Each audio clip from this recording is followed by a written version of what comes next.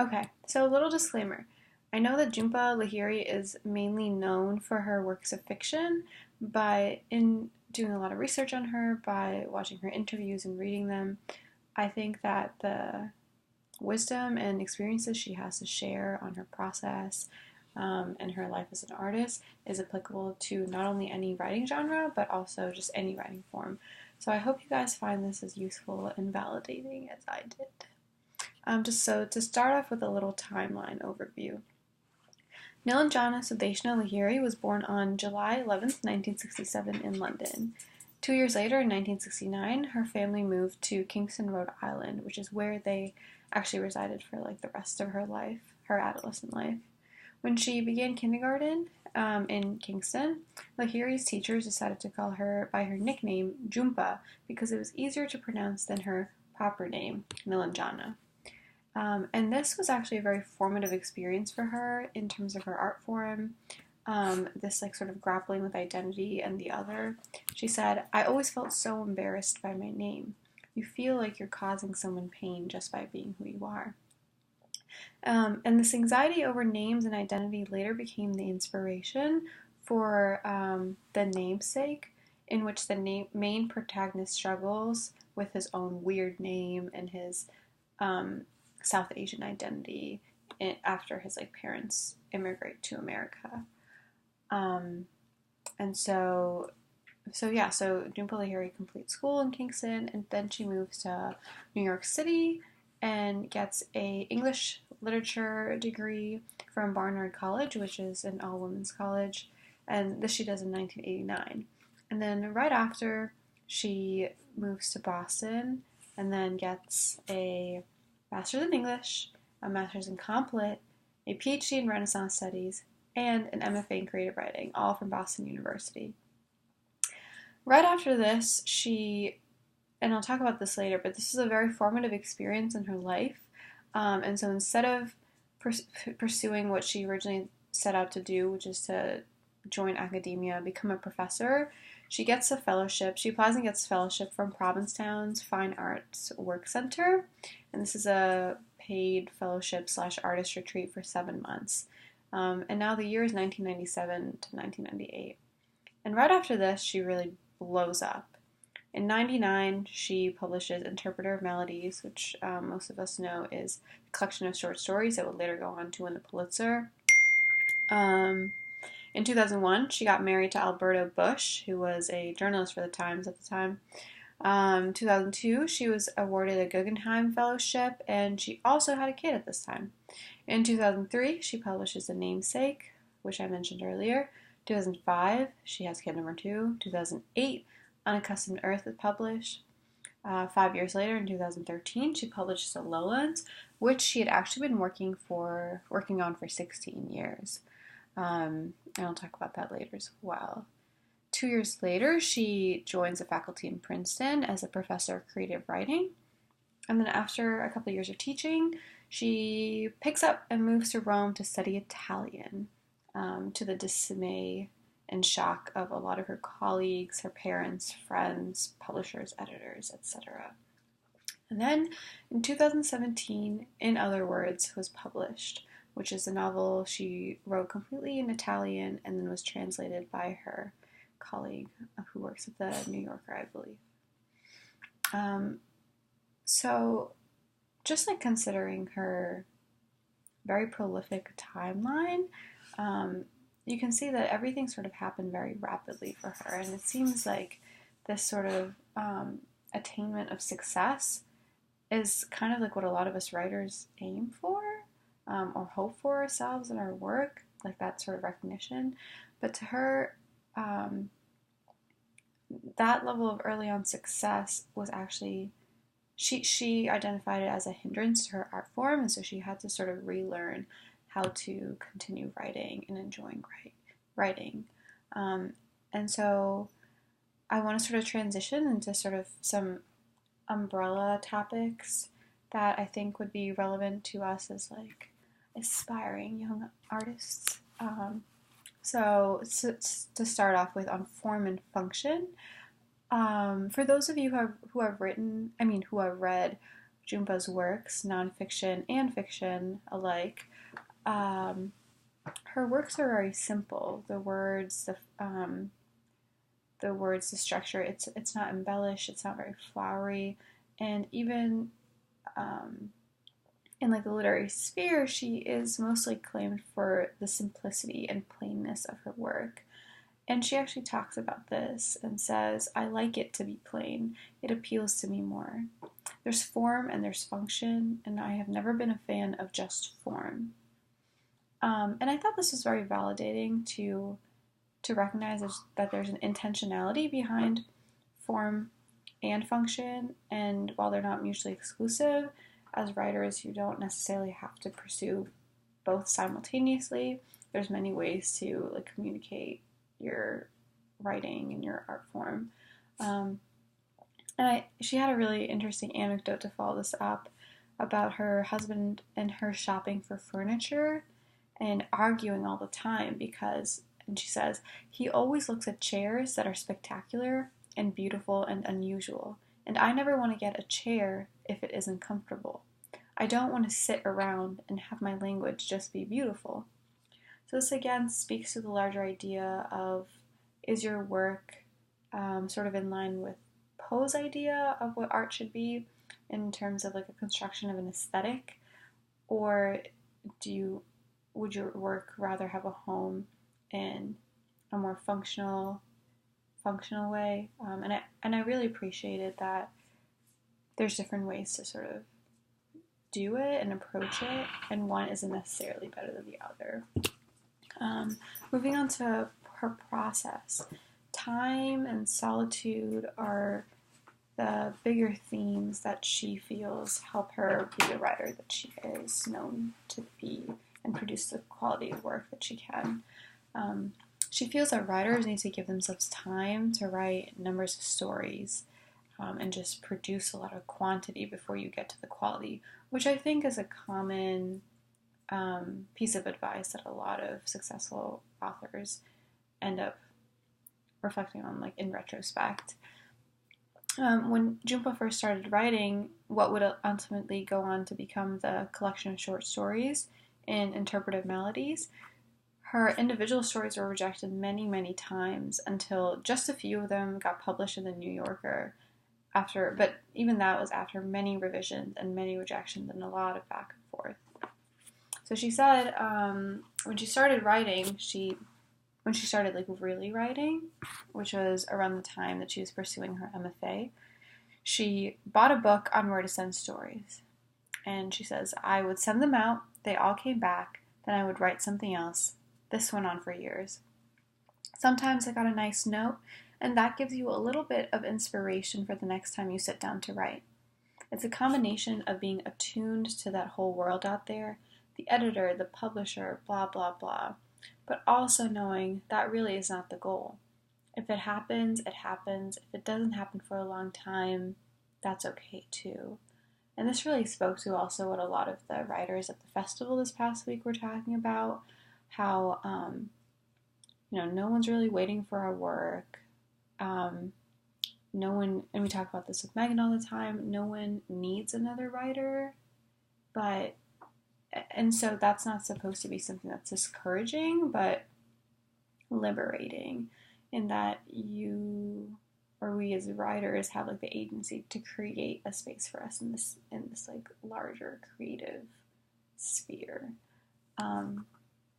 And sort of circling back to her completion of the Lowlands, I mentioned that it took 16 years, and on her process she says that she started with a brief scene that I drafted, then put aside for 10 years. I felt wholly unprepared at the time to move forward and to write the book. When I returned to the scene 10 years later, I was still pretty lost, but I felt slightly less intimidated and overwhelmed. The process was one of discovery, like opening a box sealed with an enormous amount of tape, bound tightly with twine. Slowly, you undo the knots and peel back the tape and see what's inside. And again, this really spoke to what Angela Morales said at her masterclass about how when she first started writing what would ultimately become the book that we read over the summer, she thought it was just a ghost story.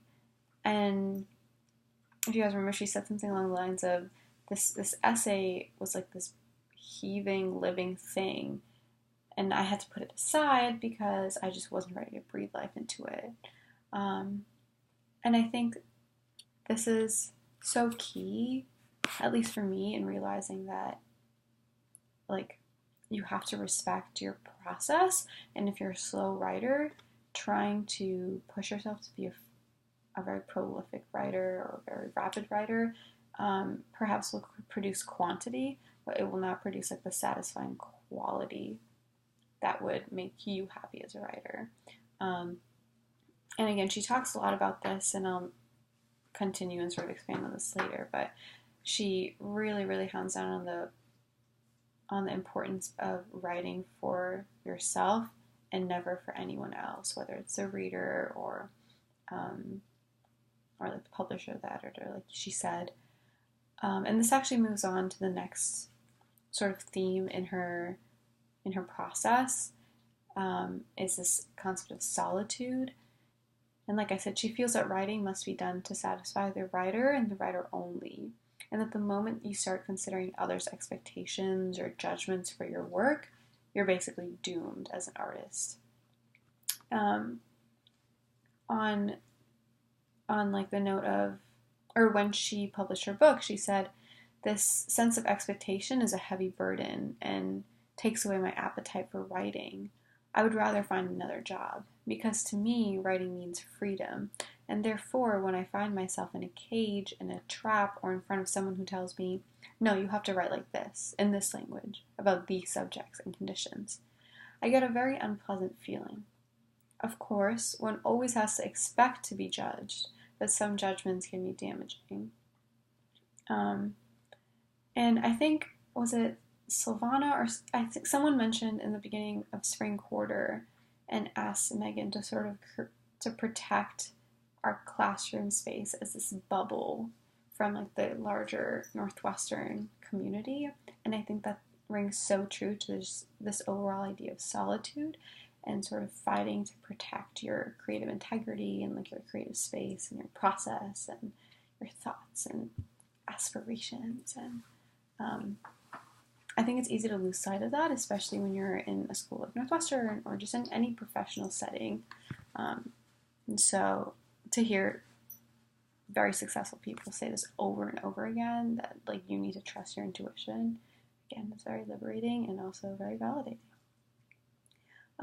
In terms of like critique, she said that when her first book came out, she consumed everything and anything that was ever written or said about it. But then again, she realized that this only hurt her art and was a detriment and a burden onto her process.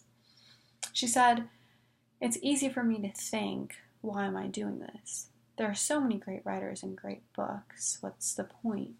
I can get into that mind frame pretty easily. And the more I see that this or that book is coming out, the more easily I go into a very scared place. I know that about myself. I feel protective of my work, and the ability to stay focused is a very vulnerable thing." And so to her, protecting and advocating for your craft is vital to not only creating good art, but also enjoying the process, which is what she feels is the more important part of the creation of art.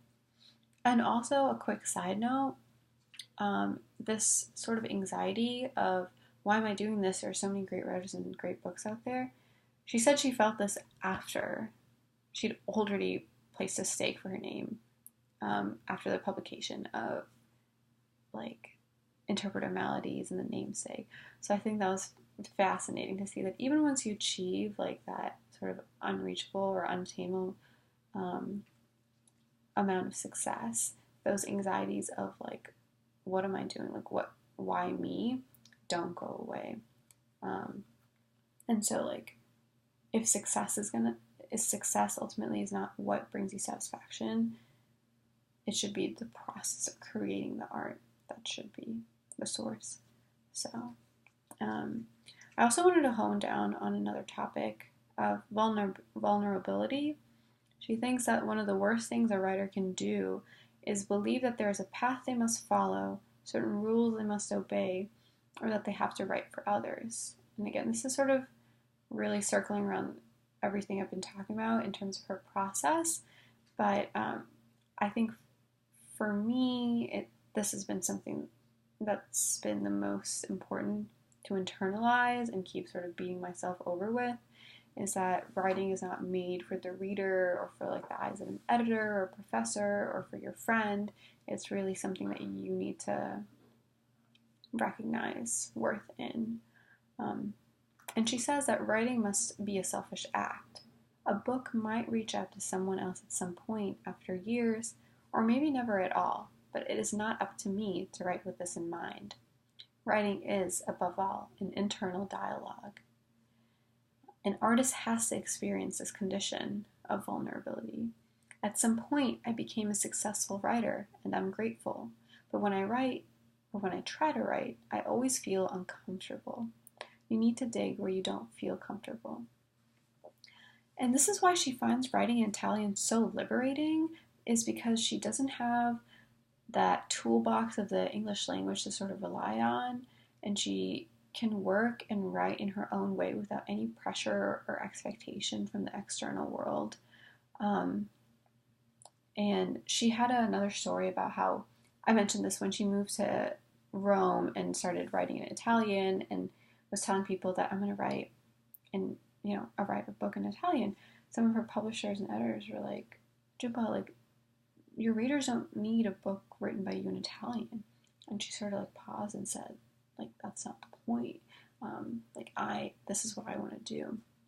And in so many interviews that she's had in the past couple of years, she is just so exuberant about like going through that process of falling in love with reading and writing again. And I think, again, like it's that sweet spot of like vulnerability and curiosity that sort of like fuels that passion to like write and produce. So that was a little bit on process, and now on to some more technical parts of like her MFA. Like I said, she went straight after her undergrad and produced like a ton of, not produced, I mean, sorry, she got a bunch of like degrees right straight out of undergrad because her initial intentions were going straight to academia and becoming a professor. But she says that I always think of my years in Boston as the time I became a writer. I would never be where I am now if it hadn't been for Leslie and the creative writing program. For the first time in my life, I felt acknowledgement for what I was doing. Without that, it's easy to think of writing as something you do all by yourself in your room and that nobody cares about. And I was feeling kind of grateful because I feel that we already have had that sort of formative experience in the writing sequence where our work is acknowledged, our potential as like future writers has been supported, and I think that's really special. And she says that the MFA was really the beginning of a new life for me, and I totally feel that, like, after having almost completed this sequence and being surrounded by all these amazing writers and like amazing professors. And sort of continuing on about her process on deciding to become a writer, she said that she didn't know she wanted to be a writer, but more importantly, she didn't know she could become one until she was 30 and at this creative writing program. She said, "It felt like an unreachable goal, too strong a statement. As a child and then as an adolescent, I was very insecure, lost, and shy. But shyness often blossoms into a creative calling. Actors are often shy people, for example, and writers too, because they mostly are people who, in their childhood and adolescence, have read a lot, alone, and in silence. Solitude is an essential element for a writer." And this again was echoed by a lot of what we talked about in the beginning on her process, and like that importance of sort of balancing vulnerability and like that public eye on your own work. And she did like admit that while she was doing her PhD, she had a lot of pressure from her parents, who wanted her to go into like a more practical and safe job, like a professor. But But after finishing her time at BU, she decided not to look for a job in a university and decided to instead carve out some time to pursue writing at that Fine Arts Work Center. And she said that that retreat was a very important opportunity to write, and that's where I started, where my dedication and my path started. And so, sort of to wrap this presentation up, I wanted to end on like a few of her more pressing quotes of like the source of writing for an artist. She says that the need to write derives from desperation and from hope. In a different interview, she later explained that for her, I was desperate because I didn't want to accept another safer path.